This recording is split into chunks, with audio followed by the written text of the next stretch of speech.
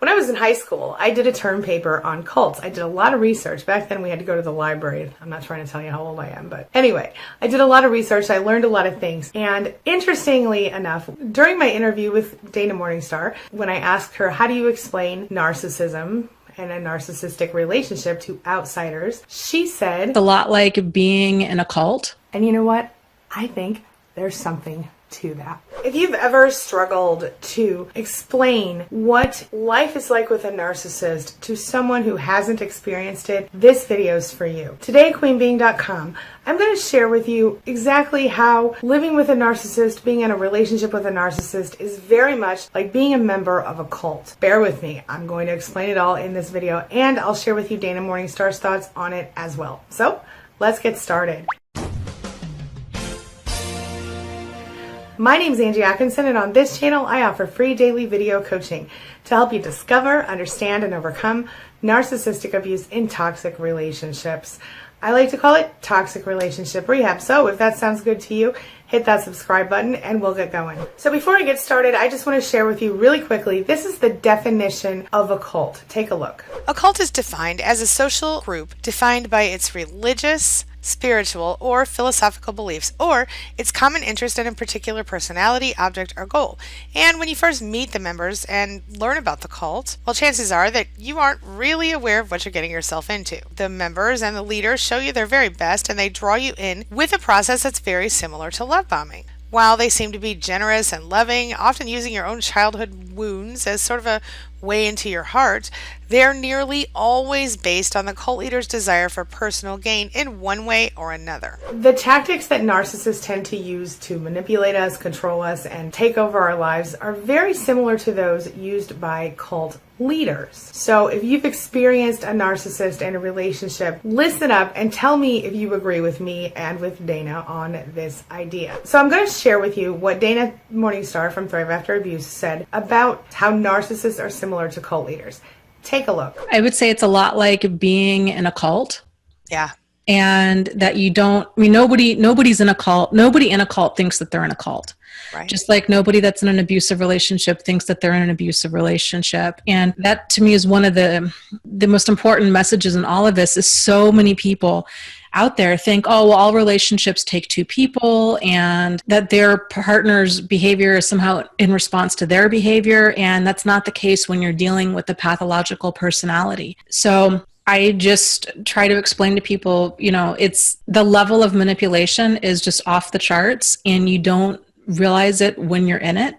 And it's so slow and so steady and such a kind of a persistent, all the gaslighting that goes on. And it's an erosion of another person's sanity. And you oftentimes don't realize the damage that's done until after you're out of it. And sometimes even years after you're out of it, especially if somebody else doesn't acknowledge that this is what you went through. So when Dana said this to me, I thought, what a great comparison. In fact, cult leaders are known to act like they're more important than they really are. They're very charismatic. They draw you in. They suck you in. Most people who are involved with the cult see them as some sort of savior or some sort of really good person.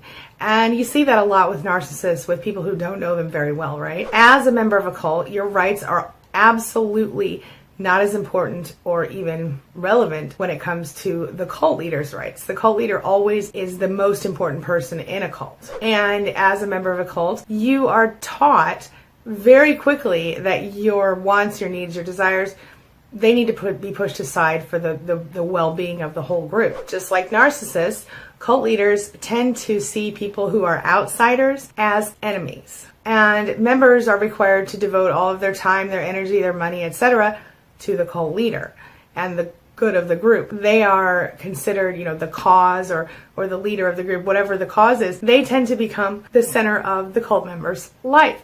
They end up losing friends and family members and being isolated from the rest of the world. Sound familiar? Their feelings are definitely devalued. They are personally minimized, manipulated, and their identities are stripped from them as quickly as possible so that all they can do is be part of this group of people. The cult leader is all about shaming the members. The cult leader coerces the members, uses fear to control them. Members are taught to push away their natural feelings that make them want to run away from this mess. And they're taught that if they want to be part of this all-important, this special group, they must comply. Members tend to lose touch with who they are as a person. Like I said, their identities are stripped. Members tend to learn very quickly that they're not allowed to question the cult leader, that if they have anything that is against what the cult leader believes to be true, real, or acceptable, that's not acceptable. They're not allowed to express that, and if they do, they are kind of punished. The cult leader tends to express to the members that no matter what he or she does, that it's acceptable because they are somehow divine or more important than everyone else. Being a close, tight-knit group is important to a cult. Being a member of the cult is considered positive. It's considered shameful or sinful if you don't do what the cult says to do and what the cult leader says to do. Anything goes when it comes to a cult leader. They will make up rules to justify their desires or their urges that they take out on the members. If you choose to try to distance yourself from the cult, you are punished, like I said, sometimes in terrible ways. Like if you have children, they might keep your children. The cult leader considers him or herself perfect, and the members of the cult will never quite get to where they need to be. They go through crazy made-up levels of goodness until they supposedly reach the level of the leader, which they never quite do. The cult leader gets rich and popular and famous or at least famous within their little group, at the expense of the members. There's a lot of confusion created. The communication is unclear, the rules are kind of muddy, and anytime you try to get clarification, you're pushed right down. So you live in this constant state of confusion and not really knowing which way is up.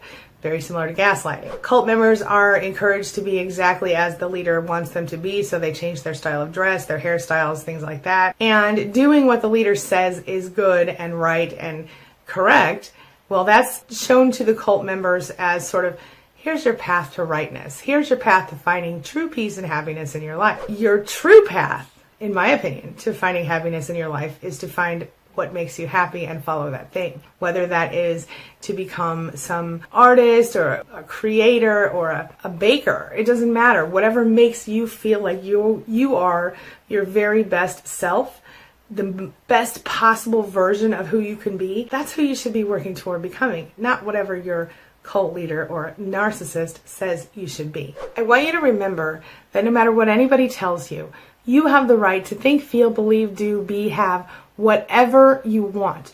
You are an autonomous person. You do not require or accept from now on control from another person. There's nothing magical about a cult leader, and there's nothing magical about your narcissist. You don't have to be controlled anymore. You can choose to protect yourself. You can choose to take action, to be proactive rather than reactive to this narcissist. You can choose to change your life right now if you want to. As an adult in a relationship, you have the right to decide how it goes, or to at least have it go within your deal breakers. Have you made the deal breakers yet? Check out my video on that. You have the right to make your own decisions, to set your own goals, to do the things that make your heart feel happy, that make your soul feel alive. And I want to remind you one more time, no one else can tell you who you are. No one else can define you. No one else can tell you how to think, how to feel, what to be, what to do, what to have. It's all up to you. Now this brings me to the question of the day. And the question of the day is, what do you think about this? Do you think that cult leaders and narcissists are similar or the same? Can you see why this comparison works? And can you see how you could maybe explain it a little better to outsiders if you need to? Share your thoughts, your ideas, and your feelings about this, and maybe your experiences if you have them, in the comments section below, and let's talk about this. All right, this is, I think, a big deal. Tell me what your thoughts are. That's all I've got for you right now. As always, thank you so much for being a part of my day and a part of my life, and hey, thanks for letting me be a part of yours. It really does mean a lot to me. Stay tuned for the rest of the series with Dana Morningstar over the next week or so. And I'll see you tomorrow. Have a lovely day, everybody. It's my mission to teach others what I know to be true. You really can create the life you want. Take care of your body. Take care of your soul. Nurture the real you and introduce him or her to the world. Be comfortable in your own skin and in your place in this world. Take your spot. Take it now. And the universe will take its cue from you. You feel me? If so, subscribe to my channel. Let's get it done together.